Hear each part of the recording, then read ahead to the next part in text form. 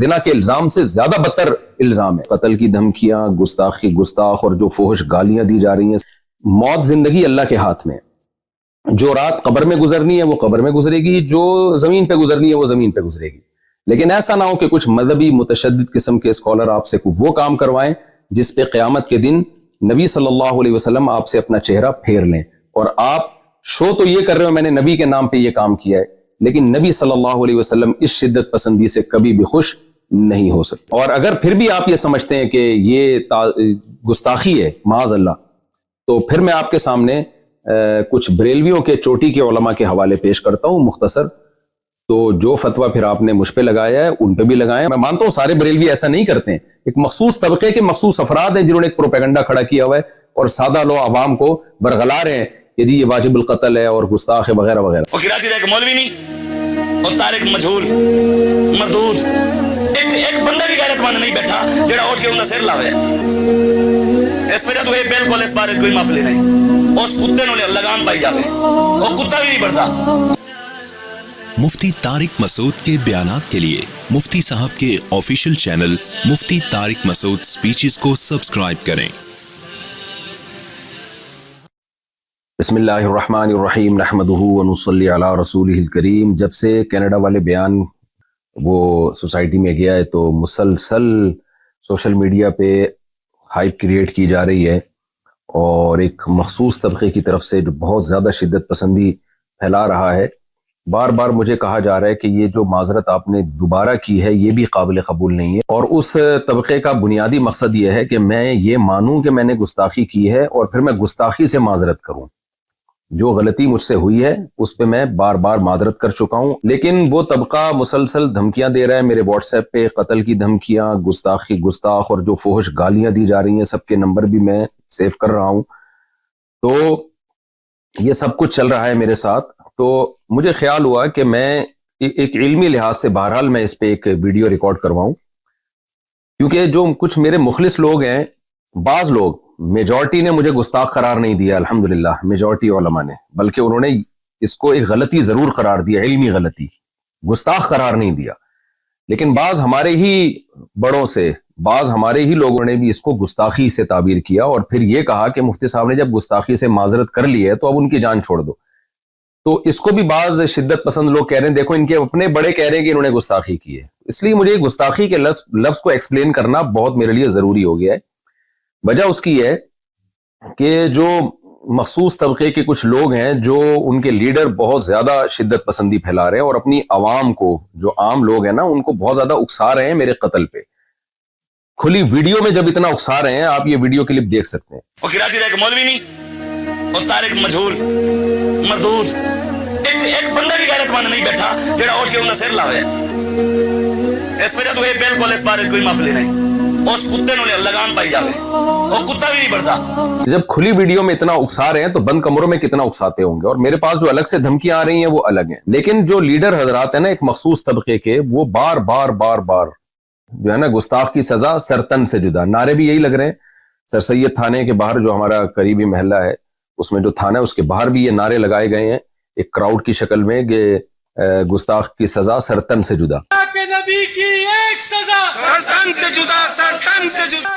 تو میں اس گستاخ کے لفظ کو آج علمی انداز سے ایکسپلین کروں گا، تحقیقی جواب بھی دوں گا، الزامی جواب بھی دوں گا کہ اگر آپ مجھ پہ گستاخی کے فتوے لگاتے ہیں تو پھر آپ ان لوگوں پہ بھی گستاخی کے فتوے لگائیں، تاکہ جو سادہ لوح لوگ ہیں جو واقعی نبی صلی اللہ علیہ وسلم سے محبت کرتے ہیں لیکن وہ غلط فہمی کا شکار ہو گئے، وہ مجھ سے بدگمان ہو گئے کہ مفتی صاحب نے واقعی غلط گستاخی تو بہرحال کی ہے، بعض لوگ یہ کہہ رہے ہیں. تو میں نے جو غلطی کی ہے اس سے میں رجوع کر چکا ہوں، گستاخی میں نے نہیں کی ہے. تو اب میں اس پہ شروع کرتا ہوں. دیکھیے میرا جو بیان تھا میں نے اس میں یہ بات کہی جو کہ غلط الفاظ تھے. میں نے کہا قرآن میں گرامر کے لحاظ سے یہ غلط ہے لیکن اس کو ٹھیک نہیں کیا گیا. یہ قرآن کا میں معجزہ بیان کر رہا تھا کہ جو گرامر کے لحاظ سے مسٹیک ہوئی وہ باقی رکھی گئی. لیکن بیان کے دوران ہی مجھے خیال ہوا کہ یہ لفظ جو تعبیر ہے، جو الفاظ ہیں، میرے منہ سے غلط نکل گئے. وجہ اس کی یہ ہے کہ قرآن پہلے ہے، گرامر کے اصول بعد میں وضع کیے گئے ہیں. گرامر قرآن کو دیکھ کے لکھی گئی ہے، نہ کہ قرآن گرامر کا محتاج ہے. یہ ایک ایسی حقیقت ہے جس کو میں اپنے لیکچروں میں پہلے بیان کر چکا ہوں، کئی بار بیان کر چکا ہوں کہ زبان گرامر کی محتاج نہیں ہوتی، گرامر زبان کی محتاج ہوتی ہے. مجھے بیان کے دوران ہی اندازہ ہو گیا کہ یہ الفاظ میرے زبان سے غلط نکلے ہیں، لہذا میں نے بیان میں ہی اس کی کریکشن کی. کہ اگر ظاہری لحاظ سے اس میں کوئی غلطی لکھنے میں، ظاہری لحاظ سے، ورنہ تو اس میں بڑی حکمت ہے، گرامر کی ایک مسٹیک اگر ظاہری لحاظ سے میں مسٹیک کہہ رہا ہوں کہ تو وہ کریکشن کیا تھی جو میں نے چلائی بھی ہے کہ ظاہری لحاظ سے ہے، حقیقت میں نہیں ہے، ظاہری لحاظ سے. ظاہر کا مطلب یہ کہ حقیقت میں کوئی غلطی نہیں ہے، دیکھنے میں ایسا لگتا ہے کہ گرامر کے قاعدوں کے خلاف ہے. میرا خیال یہ تھا کہ اس سے لوگ مطمئن ہو گئے ہوں گے، لیکن وہ بھی میری غلطی تھی. مجھے اس میں اور اچھی طرح سے ایکسپلین بھی کرنا چاہیے تھا اور اسی بیان میں معذرت کر لینی چاہیے تھی، وہ بھی میں نے نہیں کی. یہ بھی ایک جرم میرا ہے، اس کی بھی غلطی کا میں اعتراف کرتا ہوں. تو لیکن مقصد یہی تھا کہ حقیقت میں کوئی غلطی نہیں ہے. ظاہری لحاظ سے غلطی کا مطلب کیا تھا کہ بھئی قرآن میں کچھ باتیں ایسی ہیں جو عام نحوی قاعدوں کے، جو قاعدے بعد میں ایجاد کیے گئے ہیں، ان کے خلاف ہیں. تو یہ بات صرف میں نے نہیں لکھی ہے، یہ اور بھی لوگ لکھ چکے ہیں، خود بریلوی علماء لکھ چکے ہیں. یہ دیکھیں مقدمہ تفسیر نعیمی، مصنف حکیم الامہ مفتی احمد یار خان نعیمی، یہ بریلویوں کے بڑے عالم ہیں. صفحہ نمبر 20 پہ لکھتے ہیں، بعض کلمات نحوی قاعدے کے خلاف معلوم ہوتے ہیں لیکن وہ پڑھے ویسے ہی جاتے ہیں جیسے کہ ثابت ہو چکے. مثلا علیہ اللہ، اب دیکھیں قرآن کا عام قاعدہ ہے علیہ اللہ، لیکن قرآن میں لکھا ہے علیہ اللہ، یعنی گرامر کا عام قاعدہ ہے علیہ اللہ، لیکن پڑھا جا رہا ہے علیہ اللہ. اسی طرح وما انسانیہ الا الشیطان، اب عام قاعدہ جو نحو کے طالب علم جانتے ہیں یہ ہے وما انسانیہ، لیکن جو احمد یار صاحب ہیں، مفتی احمد یار صاحب جو بریلویوں کے بڑے عالم، وہ کہہ رہے ہیں کہ یہ بھی عام قاعدے کے خلاف ہے، ما انسانیہ ہے. اور تیسری مثال وہی دی ہے جو میں نے اپنے بیان میں دی تھی، لنصفعن بالناصیہ، تو یہ بھی انہوں نے مثال دی. اب میں پوری عبارت دوبارہ پڑھتا ہوں، مثلا علیہ اللہ ما انسانیہ لنصفعن وغیرہ. دوبارہ یہ عبارت پڑھ دیتا ہوں میں. یہ لکھتے ہیں بریلویوں کے عالم، بعض کلمات نحوی قاعدے کے خلاف معلوم ہوتے ہیں لیکن وہ پڑھے ویسے ہی جاتے ہیں جیسے کہ ثابت ہو چکے، مثلا علیہ اللہ ما انسانیہ لنصفعن وغیرہ.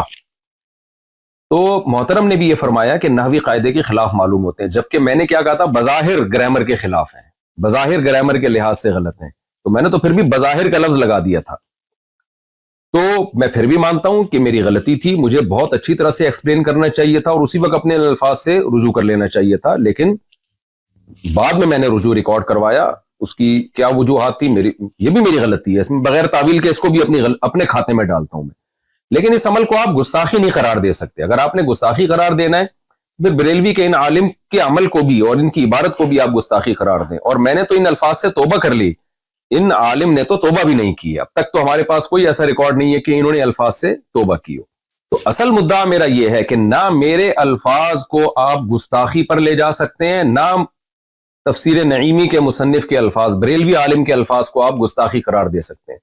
آپ ان کے الفاظ کو بھی علمی غلطی قرار دے سکتے ہیں، میرے الفاظ کو بھی علمی غلطی قرار دے سکتے ہیں.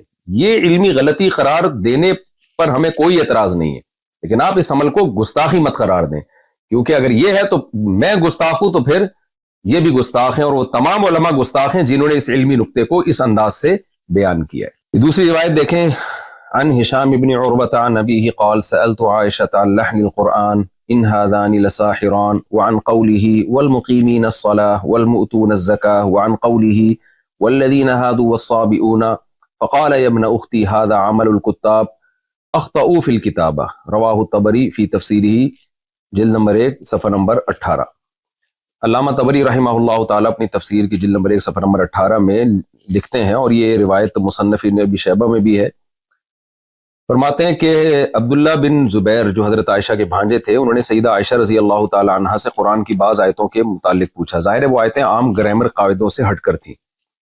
تو حضرت عائشہ رضی اللہ تعالی عنہا سے ان کی جب تفسیر پوچھی تو حضرت عائشہ نے فرمایا کہ یا ابن اختی، اے میرے بھانجے، ھذا عمل الکتاب اخطئوا فی الکتابہ، یہ کاتبوں کا عمل ہے جنہوں نے کتابت میں خطا کی ہے. تو یہاں بھی سیدہ عائشہ کا مطلب، خطا کا مطلب یہ نہیں ہے کہ سچی مچی میں غلطی کی ہے، وہ خطا یہ بیان کرنے کے لیے بتا رہی ہیں کہ یہ جو عام قاعدے جو گرامر کے اصول کیے گئے ہیں، یہ عام قاعدوں سے ہٹ کر انہوں نے اس کو لکھا ہے. جمہور حضرات نے یہی مفہوم بیان کیا ہے اس کا.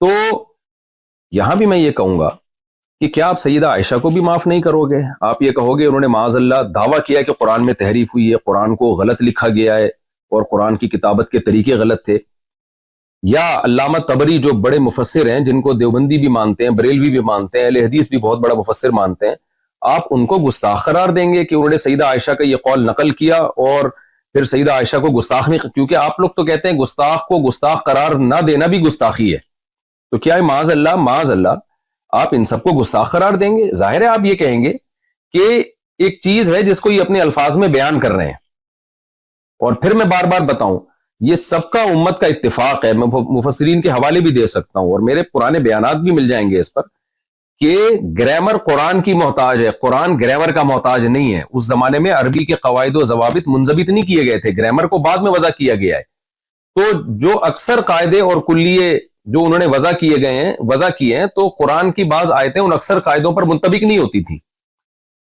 لیکن ان کی بھی بہت سے حضرات نے تعویل کی ہے، جیسے لنسفام بن ناسیہ میں عین کے بعد جو نون آ رہا ہے، تو نون میں بہت سے حضرات نے کہا ہے کہ یہ گرامر کے قاعدوں کے مطابق ہے، یہ گرامر کے قاعدے کے خلاف بھی نہیں ہے، مطابق اس لیے کہ یہ جو نون تاکید ہے نا، اس کو الف کے ساتھ بھی لکھا جاتا ہے، اس کی کچھ مثالیں بھی دی ہیں، تو یہ دونوں اقوال علماء میں پہلے سے چل رہے ہیں۔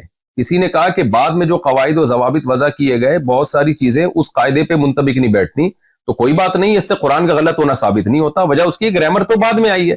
اور بعض نے کہا نہیں بھائی، گرامر جو اس دور میں گرامر تھی جو اصل ہے اس کے پہ شواہد بھی پیش کیے، انہوں نے دلائل بھی پیش کیے کہ اس کے مطابق یہ گرامر کے بھی عین مطابق ہے، تو یہ شروع سے اختلاف چلا آ رہا ہے اور یہ سب کی تعبیرات ہیں۔ ابھی تو میرا مدعا صرف یہ ثابت کرنا ہے کہ اگر مجھ سے الفاظ میں غلطی ہوئی ہے اور آپ اس کو گستاخی قرار دے رہے ہیں، جبکہ میں ان الفاظ سے غلطی سے بار بار رجوع بھی کر چکا ہوں، تو کیا آپ ان بڑے بڑے حضرات کو بھی معاذ اللہ نقل کفر گستاخ قرار دیں گے؟ تو ہمیں اس طرز عمل پہ غور کر لینا چاہیے۔ اب ہم آتے ہیں دوسرے مسئلے کی طرف، لفظ امی کی طرف۔ اس پر بھی مجھ پہ بہت زیادہ گستاخیوں کے فتوے لگ رہے ہیں کہ میں نے رسول اللہ صلی اللہ علیہ وسلم کے بارے میں یہ کہا ہے کہ آپ لکھنا پڑھنا نہیں جانتے تھے، اور کہا گیا ہے کہ یہ بھی گستاخی کی ہے۔ بعض لوگوں نے تو یہ کہہ دیا کہ میں نے نبی کو ان پڑھ کہا ہے، حالانکہ میں نے نبی صلی اللہ علیہ وسلم کی طرف ان پڑھ کے لفظ کی نسبت نہیں کی، اور میں اس لفظ نبی کی طرف ان پڑھ کے لفظ کی نسبت کو ادب کے خلاف سمجھتا ہوں۔ تو میں نے کہا ہے کہ آپ صلی اللہ علیہ وسلم لکھنا پڑھنا نہیں جانتے تھے۔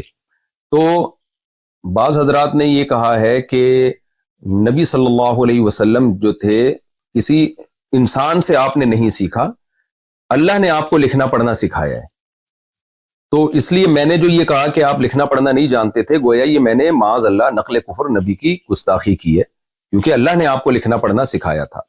دیکھیے یہاں بھی میں آپ سے عرض کروں گا، اگر آپ کی یہ رائے یہ ہے کہ اللہ نے نبی کو لکھنا پڑھنا سکھا دیا تھا، اور ہماری رائے یہ ہے کہ اللہ نے نبی کو لکھنا پڑھنا نہیں سکھایا تھا، یعنی جب تک آپ صلی اللہ علیہ وسلم دنیا میں رہے آپ صلی اللہ علیہ وسلم امی ہی رہے، اس معنی میں کہ آپ نہ لکھنا جانتے تھے نہ پڑھنا جانتے تھے۔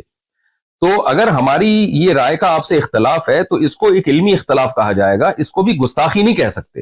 گستاخی آپ اس عمل کو جب کہیں گے جب ہم یہ دعویٰ کرتے ہیں کہ نبی لکھنا پڑھنا نہیں جانتے تھے اور ہمارا مقصد اس سے معاذ اللہ نبی کی توہین ہو۔ ہم تو نبی کی تعظیم میں کہہ رہے ہیں کہ جو لکھنا پڑھنا نہیں جانتے تھے پھر بھی انہوں نے ساری دنیا کو لکھنا پڑھنا سکھایا ہے، ساری دنیا میں علوم بانٹے ہیں، یہی تو نبی کا معجزہ ہے۔ اور جتنے بھی علماء ہیں لفظ امی کو جب ایکسپلین کرتے ہیں تو ایکسپلین میں ان کی مراد تعظیم ہی ہوتی ہے، توہین مراد نہیں ہوتی۔ شاید میں نے جس طرح سے ایکسپلین کرنا چاہیے تھا اس طرح سے ایکسپلین نہ کیا ہو، لیکن اس عمل کو آپ گستاخی نہیں قرار دے سکتے۔ تو اس میں بھی ہم اب دلائل کی دنیا میں جاتے ہیں۔ پہلے میں حدیث سے کچھ حوالے دوں گا آپ کے سامنے۔ تفسیر قرطبی جلد نمبر 7 صفحہ نمبر 299، اس میں عبداللہ بن عباس رضی اللہ تعالیٰ عنہ کا یہ قول ہے، آپ وہاں جا کے سرچ کر سکتے ہیں۔ قال ابن عباس رضی اللہ عنہ، ابن عباس فرماتے ہیں کان نبیکم امیا لا یکتب ولا یقرأ ولا یحسب، قال اللہ تعالی وما كنت تتلو من قبله من کتاب ولا تخطه بیمینک۔ دلیل میں بھی وہی آیت پڑھی ہے عبداللہ بن عباس نے جو میں نے بیان میں پڑھی تھی، دلیل بھی وہی دی۔ عبداللہ بن عباس رضی اللہ تعالیٰ عنہ فرماتے ہیں تمہارے نبی صلی اللہ علیہ وسلم امی تھے، لا یکتبو نہ لکھنا جانتے تھے، ولا یقرأ اور نہ پڑھنا جانتے تھے۔ اور ہے نا ما انا بقاری، حدیث میں آتا ہے جب پہلی سورت نازل ہوئی ہے تو جبریل علیہ السلام نے فرمایا اقرأ، تو آپ نے کیا فرمایا تھا؟ ما انا بقاری۔ تو یہی بات عبداللہ بن عباس نے کی، ولا یحسب اور نہ حساب جانتے تھے۔ اور پھر آپ نے دلیل کے طور پہ قرآن کی آیت پیش کی وَمَا كُنْتَ تَتْلُو مِن قَبْلِهِ مِن كِتَابٍ وَلَا تَخُطُّهُ بِيَمِينِكَ کہ آپ کے دائیں ہاتھ نے نہیں لکھا اس کو، اور آپ نے اس سے پہلے کبھی کوئی کتاب پڑھی نہیں ہے۔ اور پھر علامہ قرطبی جو ہے حدیث کی کتاب سے عبداللہ بن عمر رضی اللہ تعالیٰ عنہ سے بھی یہ روایت نقل کرتے ہیں، عن ابن عمر رضی اللہ عنہما عن النبی صلی اللہ علیہ وسلم قال امت امیت لا نکتب ولا نحسب، ہم ایک امی امت ہیں، نہ ہم لکھتے ہیں نہ ہم پڑھتے ہیں۔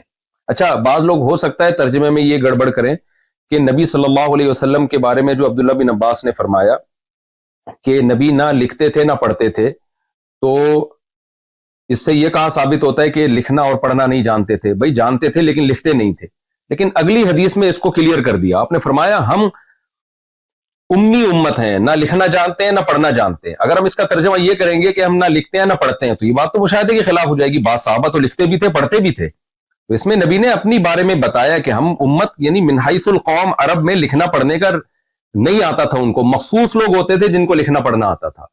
تو اگلی حدیث پہلی حدیث کے مصداق کو متعین کر رہی ہے کہ نبی صلی اللہ علیہ وسلم فرمایا ہم امی ہیں، نہ ہم لکھنا جانتے ہیں نہ ہم پڑھنا جانتے ہیں۔ اور یہ حدیث صحیح ہے مسلم میں 1080 صراحتاً بھی ہے، جو میں آپ کے سامنے پڑھ دیتا ہوں۔ عن عبداللہ بن عمر رضی اللہ عنہ یحدث عن النبی صلی اللہ علیہ وسلم قال انا امت امیت لا نکتب ولا نحسب، نبی صلی اللہ علیہ وسلم نے فرمایا کہ ہم امی امت ہیں، نہ ہم لکھنا جانتے ہیں نہ ہم حساب و کتاب کرنا جانتے ہیں۔ تو پھر بھی اگر آپ کا اختلاف ہے کہ نہیں بھئی نبی صلی اللہ علیہ وسلم کو اللہ نے لکھنا پڑھنا سکھا دیا تھا، تو یہ علمی اختلاف کہلائے گا۔ اس میں آپ کہیں گے ہمارا اس میں مفتی طارق مسعود صاحب سے اور جمہور امت سے اختلاف ہے، اس کو آپ گستاخی نہیں قرار دے سکتے۔ جمہور امت کا وہی عقیدہ ہے کہ نبی صلی اللہ علیہ وسلم لکھنا پڑھنا نہیں جانتے تھے، مگر یہ آپ کی تعریف ہے اور آپ صلی اللہ علیہ وسلم کی تعظیم ہے کہ جو نہ لکھنا جانتا ہو نہ پڑھنا جانتا ہو، پوری دنیا کو لکھایا بھی پڑھایا بھی، اور پوری دنیا علوم میں اس کی محتاج ہے۔ بعد از خدا بزرگ توئی قصہ مختصر، اللہ کے بعد کوئی صاحب علم ہے تو پیغمبر صلی اللہ علیہ وسلم ہے، تو آپ کیسے میرے اس طرز بیان کو آپ گستاخی قرار دے رہے ہیں؟ یہ صحیح ہے بخاری حدیث نمبر 2731۔ یہ واقعہ کیا ہے؟ صلح حدیبیہ کا مشہور واقعہ۔ جب حدیبیہ میں صلح ہوئی نبی صلی اللہ علیہ وسلم اور صحابہ مشرکین مکہ کے درمیان، تو جو صلح میں معاہدہ ہوا تھا وہ ریٹن فارم میں لایا جا رہا تھا۔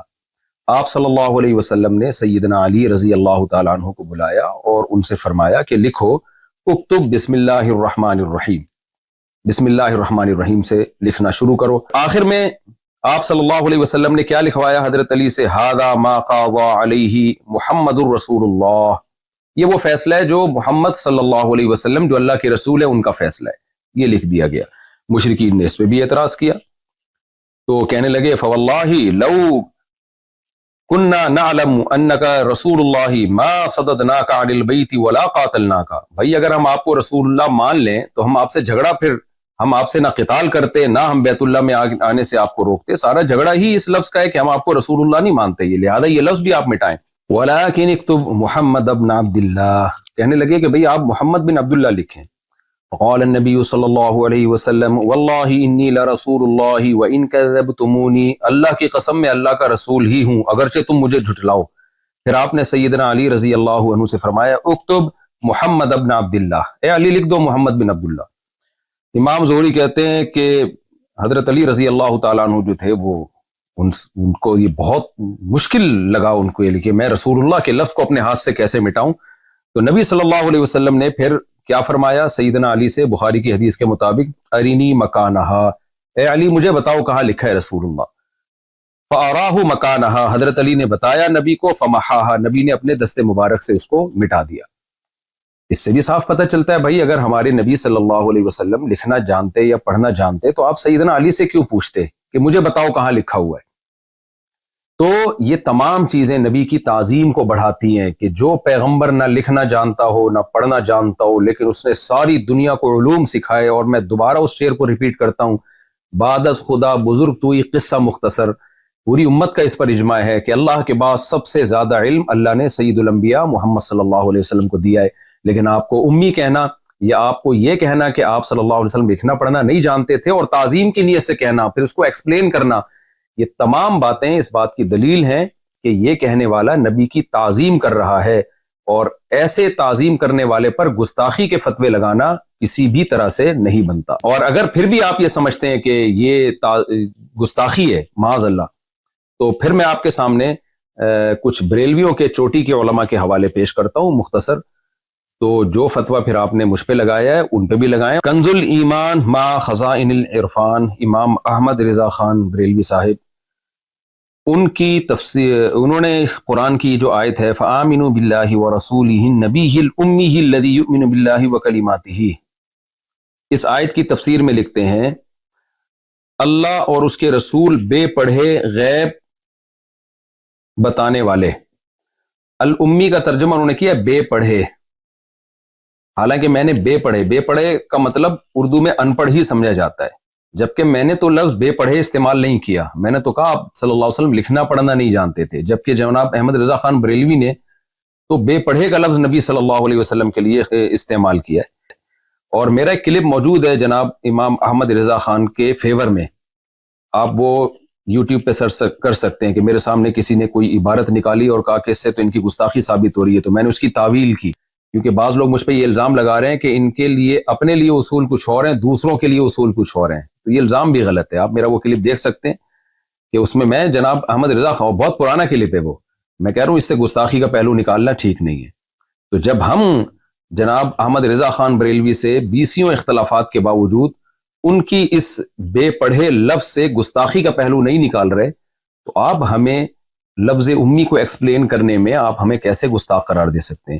ایک اور حوالہ مظہر القرآن، تفسیر مظہر القرآن جلد اول میں بریلویوں کے بہت بڑے عالم ہیں شیخ الاسلام مفتی شاہ محمد مظہر اللہ دہلوی، یہ اپنی کتاب میں لکھتے ہیں اللہ تعالیٰ نے مجھے یعنی محمد صلی اللہ علیہ وسلم کو پچھلی کتابوں میں امی لقب سے یاد فرمایا. آگے اس کی ایکسپلینیشن، اس کی روایت کی کو ایکسپلین کرتے ہوئے کہتے ہیں اس لیے کہ آپ ان پڑھ تھے. اب آپ دیکھیں انہوں نے تو آپ کے لیے ان پڑھ کا لفظ استعمال کیا ہے، میں نے تو ان پڑھ کا لفظ بھی استعمال نہیں کیا. پھر آگے کہتے ہیں یا اس وجہ سے کہ آپ ام القریٰ یعنی مکہ میں پیدا ہوئے تھے، ان پڑھ ہونا حضور کے لیے بڑا فخر ہے، نہ کہ نہ پڑھے نہ لکھے اور وحی کے ذریعے سے بڑے بڑے لوگوں کو دنیا اور دین کے انتظام سکھائے. دوبارہ میں ان کے الفاظ کو ریپیٹ کر دیتا ہوں. کہتے ہیں اس لیے کہ آپ صلی اللہ علیہ وسلم ان پڑھ تھے، اور پھر آگے فرمایا کہ حضور کی ان پڑھ ہونا حضور کے لیے بڑا فخر ہے کہ نہ پڑھے نہ لکھے اور وحی کے ذریعے سے بڑے بڑے پڑھے لکھوں کو دنیا اور دین کے انتظام سکھائے. یہی بات تو ہم پورے بیان میں کہتے رہے ہیں، پھر بھی ہم نے ادب میں ان پڑھ کا لفظ استعمال نہیں کیا. لیکن جو بریلویوں کے یہ بڑے عالم ہیں انہوں نے تو ان پڑھ کا لفظ بھی استعمال کر لیا اور نہ پڑھے نہ لکھے کا لفظ بھی استعمال کر لیا. اور ان کو اس طرح کی عبارتوں کو ہم نے یہی کہا ہے کہ بھائی ان کا مقصد نبی کی تعظیم تھی، توہین نہیں تھی. پورا میرا بیان جو کینیڈا میں ہوا ہے پورا نبی کی تعظیم اور قرآن کی صداقت پہ بیان ہوا ہے. آپ مجھے گستاخ قرار دیتے ہیں میرے ان جملوں کی وجہ سے، تو پھر آپ ان بزرگوں کی طرف بھی آئیے اور ان کو بھی آپ گستاخ قرار دیں. فتاوی رضویہ جلد نمبر 14 صفحہ نمبر 237، اس میں جناب احمد رضا خان بریلوی صاحب لکھتے ہیں کیا یحرفون الکلم عن مواضعہ کے سر پر سینگ ہوتے ہیں؟ اب آپ بتائیے قرآن مجید کی آیت کے لیے یہ الفاظ استعمال کرنا، یحرفون الکلم عن مواضعہ کے سر پر سینگ ہوتے ہیں، کیا اس سے بے ادبی نہیں جھلکتی؟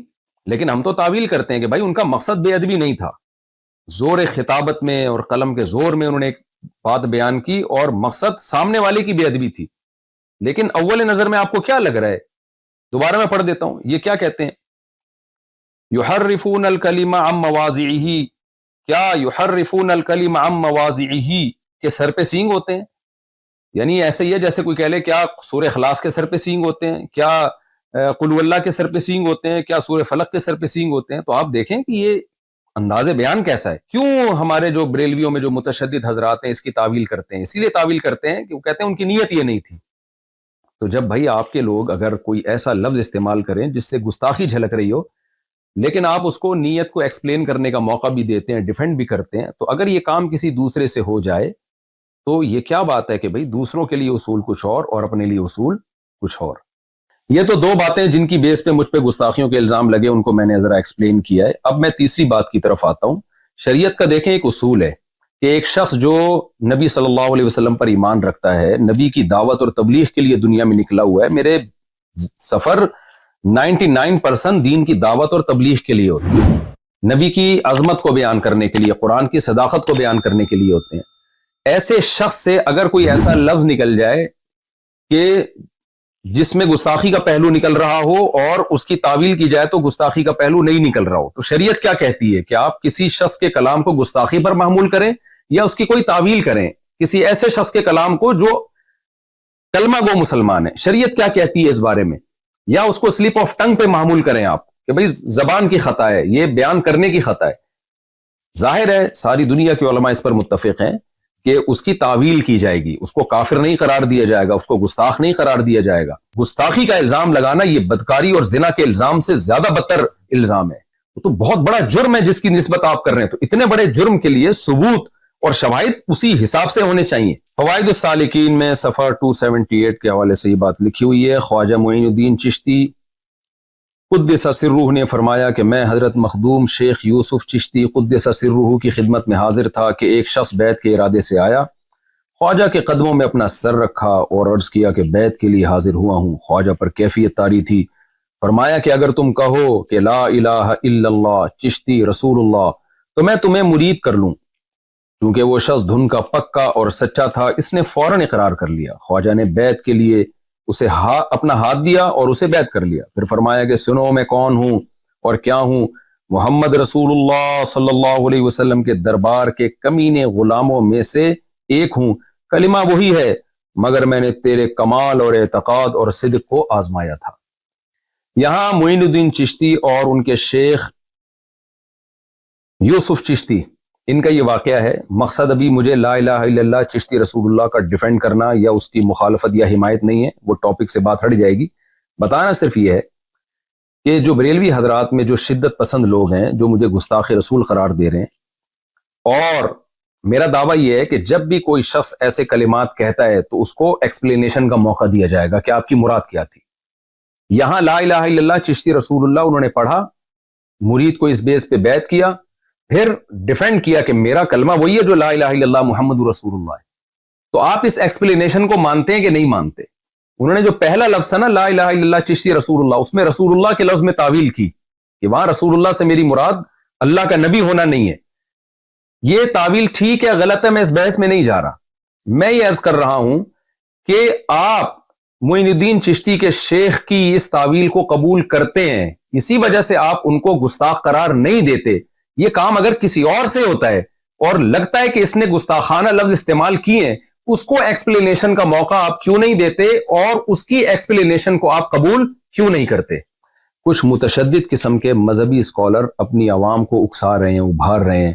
ان کی عوام ان کی تقریریں سن کے ہائپر ہو رہی ہے اور وہ مجبور کر رہے ہیں کہ بھئی مفتی طارق مسعود صاف لفظوں میں معافی مانگے. اور صاف لفظوں سے ان کی مراد یہ ہے کہ یہ مانیں کہ میں نے گستاخی کی ہے اور میں گستاخی سے رجوع کرتا ہوں.